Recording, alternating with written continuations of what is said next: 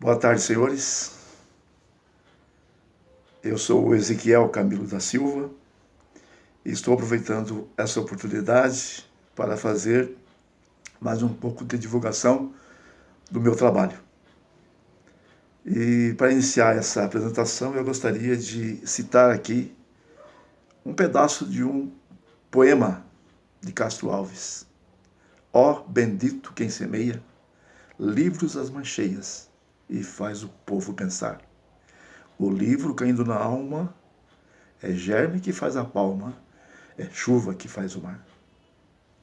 Então, iniciando aqui a minha apresentação, eu vou mostrar para vocês esse livro, Meu Deus, a Escrita e a Bíblia.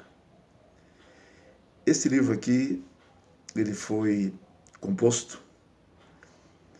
para mostrar como deu início à escrita e como foi formados os primeiros alfabetos. Nós temos então aqui uma obra muito interessante, inclusive apresenta a ordem divina, pedindo que Moisés escrevesse.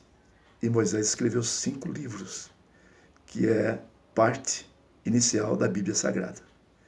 Então é muito curioso a gente ver, por exemplo, os caracteres fenícios, que fazem parte dos caracteres do antigo hebraico. É um livro muito interessante que vale a pena ler, vale a pena pesquisar para conhecer realmente essa parte muito interessante da história. Este livro aqui é muito interessante e eu fiz em homenagem à minha esposa. Como fazer a diferença? Olha, aquelas pessoas que dedicam ao trabalho, dedicam a realizar uma tarefa, um projeto, que fazem de maneira plena, com prazer, satisfação, consegue ótimos resultados. É dessa forma que a minha esposa, durante muitos anos, ela realizou seus projetos nas escolas que ela trabalhou. Então, realmente, ela fez a diferença em muito daquilo que foi realizado nas escolas como educadora. Esse livro aqui é muito interessante. A Bíblia entre os 2 testamentos. Existe uma lacuna muito grande, um vácuo na Bíblia entre o livro de Malaquias e o Evangelho de Mateus. Então são 4 séculos que ficaram um vazio. Então eu fiz uma pesquisa para saber o que aconteceu entre o período que foi escrito o livro de Malaquias, depois 400 anos até o nascimento de Jesus, quando surgiu os escritos dos evangelhos. Então são 400 anos interessantes, que houve muita mudança, houve muita transformação no mundo, inclusive o aparecimento da escritura sagrada, do grego do hebraico para o grego. Enfim, é um livro muito interessante, inclusive aparece aqui uma participação do famoso cientista físico Sir Isaac Newton. Ele era um estudioso da Bíblia. Ele fez realmente uma interpretação magnífica das profecias de Daniel e do Apocalipse. Vale a pena vocês lerem esse livro.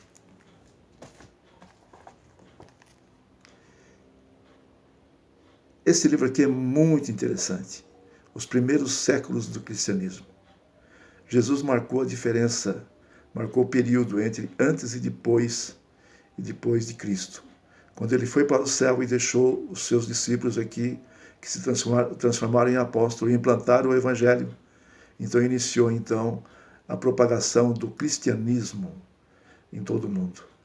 Então esse cristianismo primitivo que aconteceu, que foi evoluindo, que foi abrangendo várias partes do mundo, nos primeiros séculos até atingir o primeiro milênio, é algo maravilhoso. Vale a pena conhecer, porque muita coisa que nós sabemos hoje, que nós aprendemos, chegou a nós distorcida.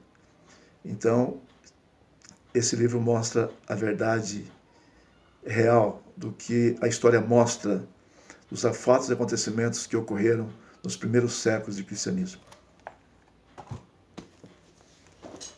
Esse livro aqui é fabuloso. É um livro que eu dediquei praticamente um ano compondo o seu conteúdo. Os imperadores romanos. A influência desses homens na história foi extraordinária. Inclusive, nós podemos dizer que muito que se usa hoje em termos de calendário, de costumes, de hábitos, foram deixados pelos imperadores.